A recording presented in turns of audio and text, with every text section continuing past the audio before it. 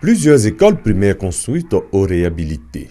Des centres de santé remis au goût du jour. Renforcement des réseaux électriques et hydrauliques. Bitumage et réparation de voiries. Autant d'investissements de la Banque mondiale dans le cadre du PRICI, du PU, du PGDEC et du PUAEB au profit des populations de Korogo, Fekese-Dougou, Bouaké et Yamoussoukro. Au terme de sa tournée pour se rendre compte de l'effectivité de tous ces projets, Ousmane Diagana, directeur pays de la Banque mondiale, relève que l'intérêt que la population accorde à toutes ces infrastructures doit pouvoir nourrir la réflexion sur la nature des prochaines relations entre la banque et la Côte d'Ivoire. Il était important donc que sur le terrain, on constate de visu ce qui a été fait et comment justement les populations ont vu leurs conditions de vie améliorées à travers ces projets. Le pays a une ambition très forte.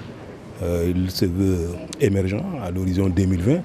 Donc cela suppose que nous fassions passer nos programmes à une certaine échelle et qu'on commence à réfléchir à des programmes beaucoup plus structurants. Donc c'était donc l'occasion aussi pour échanger avec les autorités, avec les populations sur la nature et sur les contenus de ce type de projets et de programmes dans le cadre de notre nouvelle stratégie.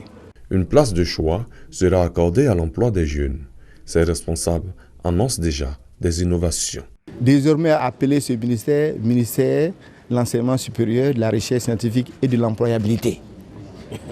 Voilà, nous sommes vraiment engagés à faire en sorte que nos universités, nos grandes écoles ne forment plus de chômeurs. Le PGDEC contribue aujourd'hui à réduire le chômage des jeunes en Côte d'Ivoire. Et c'est du réel, les chiffres sont là, nos bases de données sont fiables. La marche de la Côte d'Ivoire vers l'émergence en 2020 est engagée. Pour y parvenir, le soutien des partenaires au développement ainsi que des bailleurs de fonds, notamment la Banque mondiale, sera très important.